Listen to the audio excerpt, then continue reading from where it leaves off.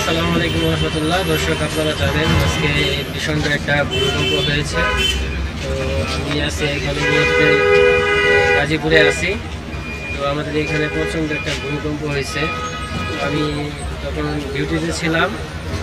তো ডিউটিতে থাকা অবস্থায় যখন আমরা নাস্তা করতেছিলাম, এই সময় দিয়ে হঠাৎ করে করতেছে, নাড়াচাড়া করতেছে, প্রচণ্ড একটা ভূমিকম্প।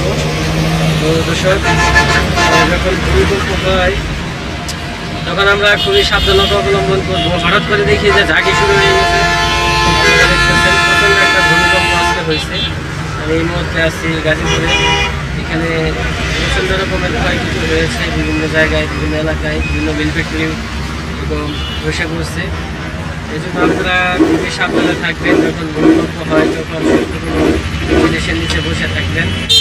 হ্যাঁ, প্রত্যেকে সাবধানতা অবলম্বন করবেন।